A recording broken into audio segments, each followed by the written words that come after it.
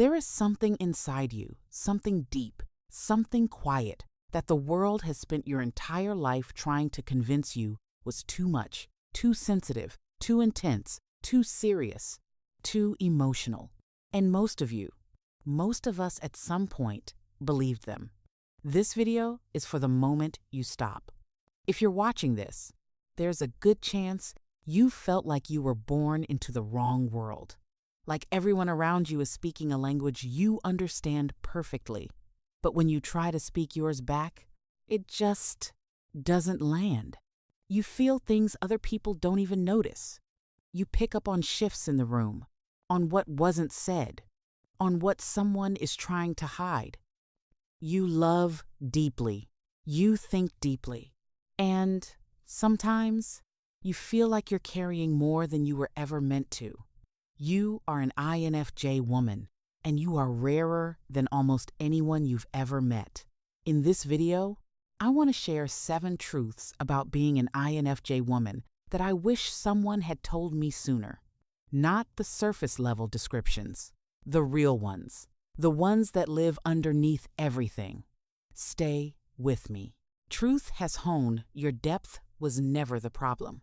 The first truth is this: you were never too much. Not then, not now, not even in the moments where you felt like you had to hold parts of yourself back just to be accepted. You were simply surrounded by people who hadn't learned how to meet you at your depth yet. People who lived on the surface and assumed that was all there was. And because you were young or open or trusting, you started to believe them.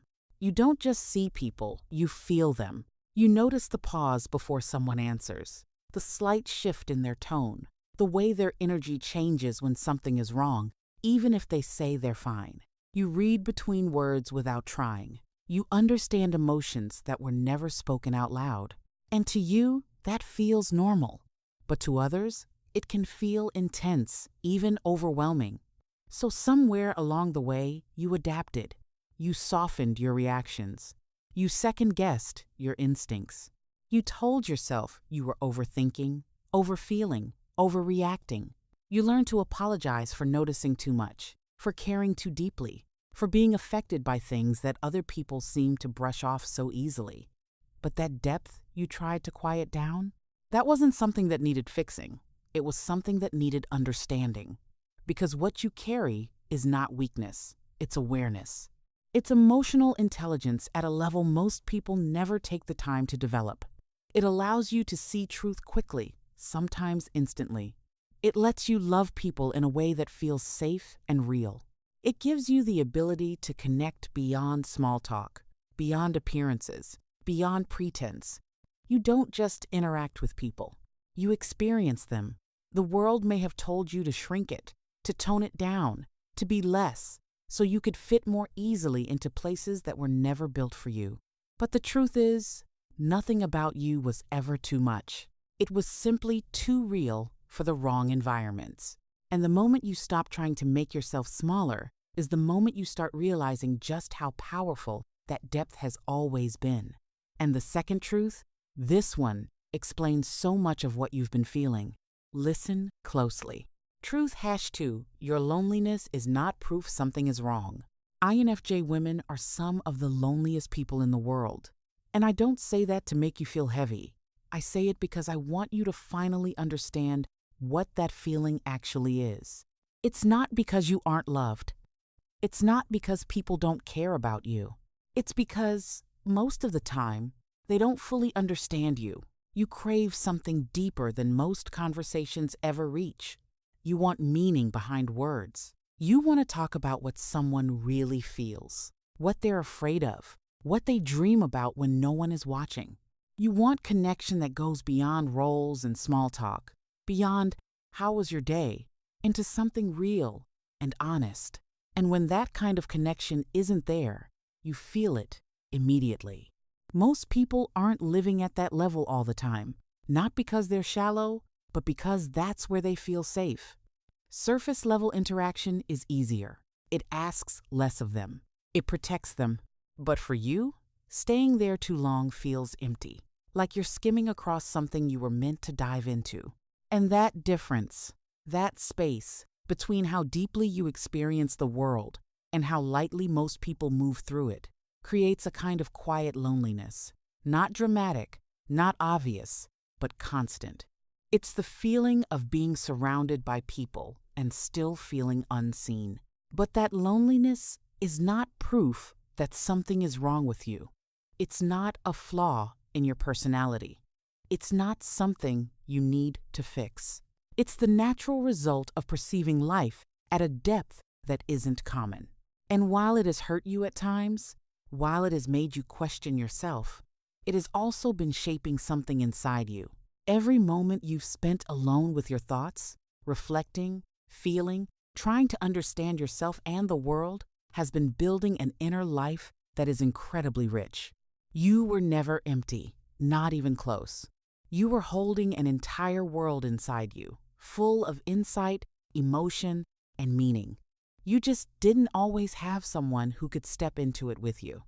Truth #3. You feel responsible for emotions that aren't yours. Here's something most people will never fully understand about you, no matter how much you try to explain it. You don't just notice emotions, you absorb them. It happens quietly, almost instantly, like your system is always scanning, always picking up signals that no one else even registers. Someone walks into a room carrying stress, and before a word is spoken, you feel it settle in your body. Someone forces a smile while hiding pain, and you sense the truth underneath it without trying. And because this has always been your normal, you learn to respond to it. You try to ease the tension, to soften the moment, to make things better. Not for attention, not for praise, but because leaving it unresolved feels unbearable. Their discomfort becomes your discomfort. Their heaviness becomes something you feel responsible to lift. Over time, this turns into a quiet belief that no one ever directly taught you, but you still carry. That it's your job to fix what others are feeling. That if someone around you is upset, you should do something about it. That if the emotional atmosphere is off, you should be the one to restore it. But it isn't your responsibility. And this is where everything begins to shift, because there is a difference between empathy and ownership. You are meant to feel, to understand, to connect, but you are not meant to carry what was never yours to begin with. You can sit with someone in their pain without taking it into your own body. You can care deeply without abandoning yourself in the process. You can offer presence without turning yourself into the solution for everything that feels broken around you. This boundary might feel unfamiliar at first, even uncomfortable, because you're used to stepping in automatically. But learning it will change the way you move through the world. It will give you space to breathe again. It will protect your energy in a way you may have never experienced before. And slowly, you'll realize something important. You were never meant to carry everyone. You were meant to care, yes, but also to remain whole while you do it. Truth #4. You see people clearly, even when you wish you didn't. You have a gift that, at times, feels more like a burden than anything else. You see through people, not in a harsh or judgmental way, not in a way that makes you cynical about the world, but in a way that is clear, quiet, and almost impossible to turn off. It's like you're always reading what's happening underneath the surface, picking up on things that aren't being said out loud. You notice the small contradictions, the shift between someone's words and their tone, the smile that doesn't quite reach their eyes, the hesitation before they answer a simple question. You sense hidden motives, unspoken fears, the truth behind the version of themselves they present to everyone else. And most of the time, you don't even have to try. It just happens. And sometimes, if you're being honest, you wish it didn't. Because seeing people this clearly can be exhausting. It can make simple interactions feel complicated. It can make trust feel harder than it should be. Once you notice something, once you understand what's really going on beneath the surface, you can't go back to not knowing. You can't pretend you didn't see it. This is why shallow connections drain you so quickly. It's not that you think you're better than anyone. It's that staying in spaces where things feel inauthentic requires you to ignore what you already know. And that takes energy. A lot of it. Fake energy, forced conversations, hidden tension. It all builds up inside you until you feel mentally and emotionally exhausted. This is also why honesty matters so much to you. Not just surface level honesty, but real, grounded, emotional truth.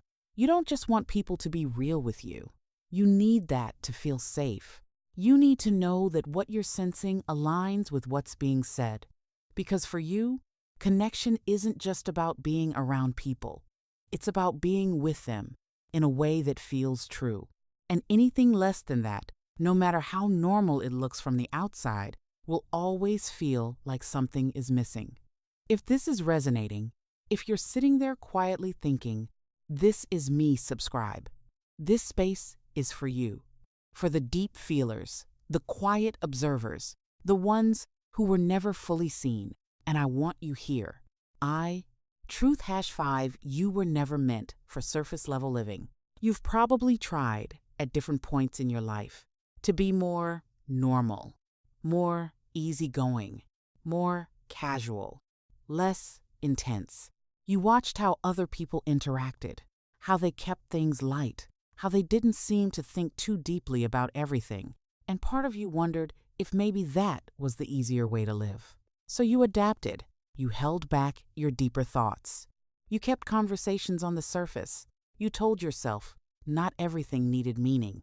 And maybe for a while, it worked. You blended in. You felt a little more accepted, a little less different.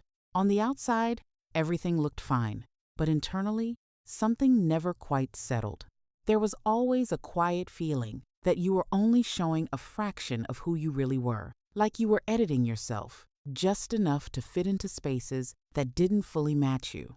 Because the truth is, you were never built for surface-level living. You were built for depth, for meaning, for understanding not just what is happening, but why it matters. You don't just want to pass time with people. You want to connect with them in a way that feels real, grounded, and honest. You want conversations that shift something inside you, that leave you thinking long after they end. You notice patterns. You reflect. You search for purpose in things that others might overlook. And that isn't something you can turn off without losing a part of yourself in the process. So every time you try to settle for less, every time you tell yourself that surface level is enough, something inside you resists. It might be subtle, just a feeling of restlessness or quiet dissatisfaction, but it's always there. It's your inner voice reminding you that you were meant for more than just going through the motions. And the moment you stop fighting that, the moment you allow yourself to fully lean into the depth you naturally carry, life begins to feel different. Not easier, necessarily, but more aligned, more honest, more like you're finally living in a way that matches who you've been all along. Does this video sound familiar? Comment now if you have any questions related to this video. Truth #6. You have been shrinking yourself to keep the peace. You are a natural peacekeeper. It's something you've been doing for so long that it feels almost automatic now. You walk into a room and you don't just see what's happening. You feel the emotional undercurrent immediately. You can sense tension before a single word is spoken. You notice when someone is uncomfortable, when something is off, when a conversation is about to turn. And without even thinking about it, you step in quietly. You adjust. You soften your tone. You choose your words carefully. You hold back the parts of yourself that might disrupt the balance. You make yourself smaller, more agreeable, easier to be around. Not because you're weak, and not because you don't have strong thoughts or feelings, but because you feel everything so deeply that conflict doesn't just stay external. It settles inside you, so you manage it. You try to keep things calm, smooth, steady. You become the one who understands everyone, the one who absorbs the discomfort so others don't have to sit in it. And for a while, it even feels like a strength. People rely on you. They trust you. They come to you because you make things feel safe. But over time, something shifts. What started as a gift slowly becomes a pattern, and that pattern becomes a habit. You begin to default to shrinking without even realizing it. You start filtering your thoughts before they're fully formed. You hesitate to express what you really feel unless you're sure it won't create tension. You prioritize harmony so often that you forget to check whether you're being honest with yourself. And then one day, it hits you quietly. You realize that somewhere along the way, you disappeared a little. Not completely, but enough that it feels unfamiliar to be fully yourself around others. You've been present for everyone else, but not fully present as you. You don't need to shrink to be loved. You never did. The version of you that edits itself down to fit into other people's comfort is not the version that creates real connection. The right people, the ones who truly see you, won't need you to be smaller. They won't feel threatened by your depth or your honesty. They will meet you where you actually are, not where you've been trying to keep yourself. And learning to stay at your full size, even when it feels unfamiliar, is where your life begins to shift back toward you. Truth #7. You are not hard to love. This is the truth I hope you never forget again, even in the moments where doubt creeps back in and tries to rewrite your story. You are not too complicated. You are not too emotional. You are not too intense. Those are labels that were placed on you by people who didn't fully understand what they were experiencing when they were around you. What you are is rare, and rare things are not easily recognized, especially in environments that are used to something simpler, something more predictable. When someone encounters depth they're not familiar with, it can feel overwhelming to them. Not because there's anything wrong with the depth itself, but because they don't know how to meet it. So instead of saying, "I don't understand this," or "I don't know how to connect with you at this level," it often gets translated into something else. It becomes, "You're too much," or "You're hard to read," or "You feel things too deeply." And when you hear that enough times, especially from people you cared about, it starts to settle into your identity. You begin to wonder if maybe they're right, but they weren't. The problem was never that you were hard to love. It's that the people around you didn't always have the emotional awareness, the patience, or the capacity to love you in the way you naturally exist. And that can feel exactly the same as being unlovable. It can feel like rejection, like distance, like something is missing in you. But there's a difference, even if it's a quiet one. Being hard to love would mean there's something fundamentally wrong with who you are. Being rare means that not everyone will recognize your value right away, and not everyone will know how to connect with you deeply. But the ones who do, the ones who can meet you where you are without asking you to simplify yourself, will see you clearly. They won't be confused by your depth. They won't be overwhelmed by your emotions. They will understand that the way you love, the way you think, the way you experience the world is something meaningful, not something that needs to be reduced. And when you start to see yourself that way too, everything begins to shift. You stop trying to prove that you're easy to love, and you start allowing the right people to recognize that you always were. So here are the 7 truths I want you to carry with you, not just as ideas you heard once, but as something you come back to whenever the world makes you question yourself again. 1. Your depth was never too much, even when it felt like it made you different or harder to understand. 2. Your loneliness was not something broken inside you. It was the natural result of seeing and feeling more than most people around you. 3. You are not responsible for emotions that aren't yours, no matter how strongly you feel them or how instinctively you want to help. 4. Your ability to see truth, even when it's subtle or uncomfortable, is a gift, not something you need to doubt. 5. You were never meant for surface-level living, and every time you tried to force yourself into it, that quiet resistance inside you was there for a reason. 6. You don't need to shrink to be accepted, and the version of you that takes up less space is not the version that will feel fulfilled. 7. You are not hard to love. You are rare.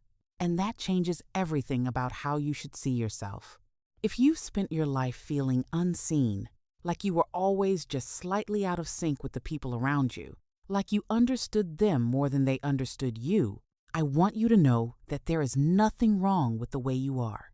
If you've ever sat in silence, wishing someone would just get you without you having to explain every layer of yourself, that feeling is valid and it makes sense. You're not imagining that gap, but you're also not alone in it anymore. This space is for you, a place where you don't have to filter yourself so much, where the way you think and feel actually makes sense, where you're allowed to exist at your full depth without being told to tone it down. Come back here whenever you need that reminder. Whenever the noise of the outside world starts to pull you away from who you really are. Subscribe so you don't miss what's coming next, because this is just the beginning of these conversations. And if this touched something in you, if it felt a little too accurate or a little too familiar, send it to one INFJ woman in your life who might need to hear it too. Sometimes one message at the right moment can make someone feel a little less alone. I see you. I'll see you in the next one.